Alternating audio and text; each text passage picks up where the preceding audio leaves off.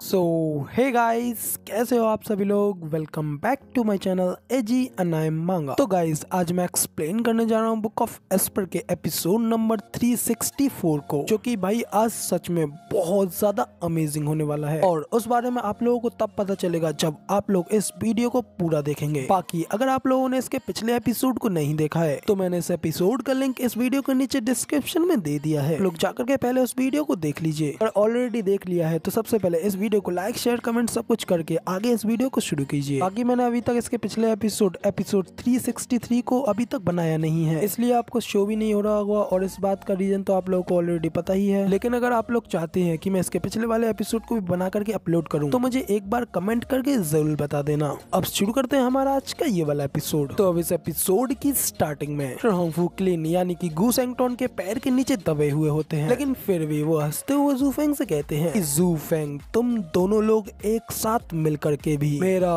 कुछ नहीं बिगाड़ सकते, मैं इनविंसिबल हूँ। अब मास्टर होंगफू की इतनी बात सुनते ही जू फेंग उससे कहता है, पुराने ओल्ड कोर्ट, अपने आप से इतना ज्यादा आगे मत बढ़ो। 9 ड्रैगन डायमंड बॉडी आर्ट बहुत ज्यादा पावरफुल तो है, लेकिन वो सिर्फ एक अर्थ रैंक की मार्शल आर्ट है जो कि इनविंसिबिलिटी को पाने से बहुत ज्यादा दूर है। और इसके अलावा मैंने तुम्हें ठीक करने का उपाय पहले ही सोच लिया है। तो अभी तक जू फेंग की ये बात सुनकर के मास्टर होंगफू जोर जोरों से हंसते हुए कहता है, हा हा हा हा हा, तुम्हारे पास मुझे ठीक करने का उपाय है? तुम्हें क्या लगता है तुम मेरा मुकाबला ऐसे ही कर सकते हो? मुझे पता है जब तक तुम मेरे बराबर इथेरियल स्टेज तक नहीं पहुंचते हो तब तक तुम मेरी सोल को डिस्ट्रॉय नहीं कर सकते हो। इसके अलावा मेरे ऊपर तुम्हारा कोई भी पैतरा काम आने वाला नहीं है। तो अभी तक मास्टर होंगफू की ये बात सुन कहता है कि यंग सेंग जी बहुत अच्छे, इसे इसी तरीके से दबा करके रखो और ध्यान रखना अब ये बिल्कुल भी मूव ना कर पाए। इतना कहकर के जू फेंग मास्टर होंगफू के पास आकर के बैठ जाता है। तो ये देख मास्टर होंगफू कहते हैं कि जू फेंग, बिना एनर्जी के तुम बिल्कुल एक पतंग के कागज की तरह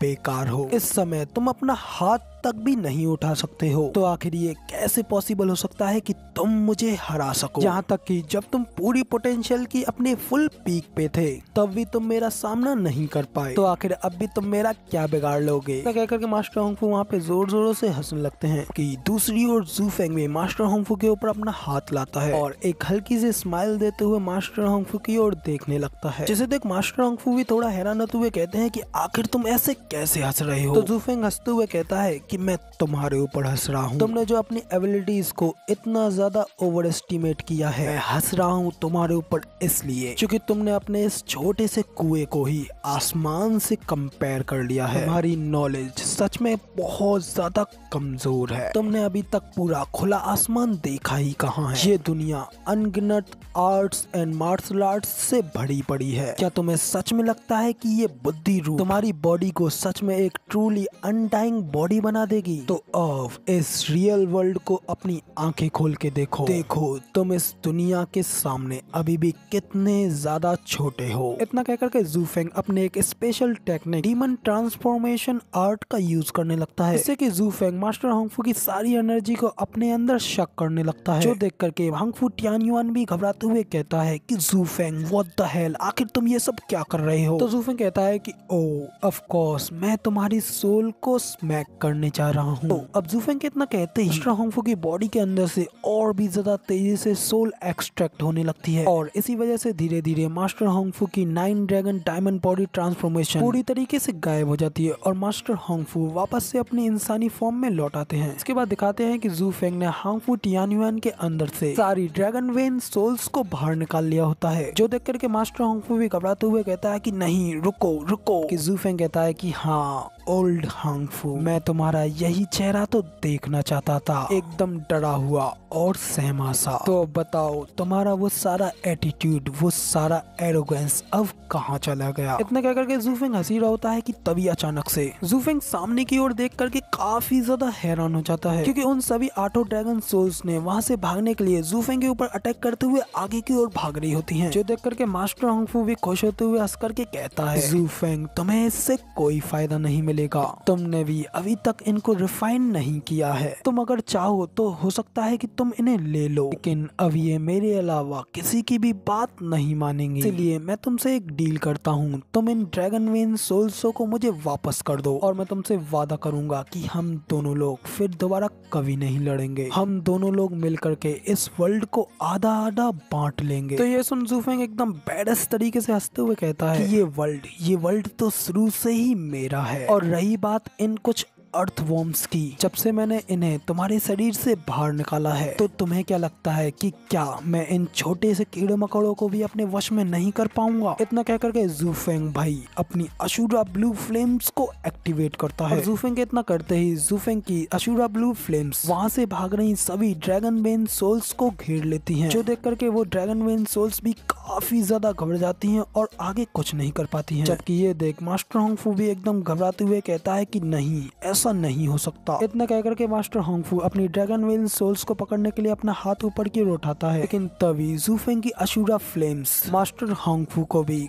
खाक में मिला देती हैं। और वही इसी के साथ रीजन स्टेट के स्टेट लॉर्ड मास्टर होंगफू टियानयुआन का एंड हो जाता है और उसकी बॉडी का पूरा नामो निशान खाक में मिल जाता है। साइड पे बैठा ज़ूफेंग उन सभी 8 ड्रैगन वेन सोल्स को अपनी बॉडी में रिफाइन करने लगता है। उसी वक्त ये सब देख करके हमारा गू सेंगटोन भी वापस से अपनी इंसानी फॉर्म में आता है और एकदम खुश होकर के एक्साइटेड होते हुए ज़ूफेंग से कहता है कि डैड, मैंने तो इस बारे में कभी नहीं सोचा था कि आपके पास इस तरीके की अमेजिंग ट्रिक्स भी होंगी। क्या ये 9 सेरेनाइट्स एम्पर की मास्टर स्किल्स हैं? आपने तो उस बूढ़े आदमी के गुस्से तक को भी छीन लिया। ये सब देख कर गू सेंगटोन काफी ज्यादा खुश होता है। तभी ज़ूफेंग उससे कहता है कि यंग सेंग जी, अब जब तक मैं इन ड्रैगन वेन सोल्स को एक साथ यूनाइट करता हूँ और ब्रेक थ्रू करता हूँ, तब तक के लिए तुम्हें मुझे यहाँ पे प्रोटेक्ट करके रखना है। अब यहाँ पे जो भी कोई आए, तुम्हें उससे मुझे यहाँ पे डिफेंड करके रखना है। तो ये सुनकर के गू सेंगटोन भी एकदम जोश में ज़ूफेंग के सामने खड़ा हो जाता है और उससे कहता है यस डैड, मैं वैसा ही करूंगा जैसा कि आपने कहा। आप यहाँ पे बैठ के आराम से ब्रेक थ्रू कीजिए, तब तक मैं आपको डिफेंड करके रखूंगा। तो अब यहाँ पे यंग सेंग जी यानी कि गू सेंगटोन के इतना कहते ही ज़ूफेंग भी वहाँ पे आराम से बैठ करके उन सभी ड्रैगन वेन सोल्स को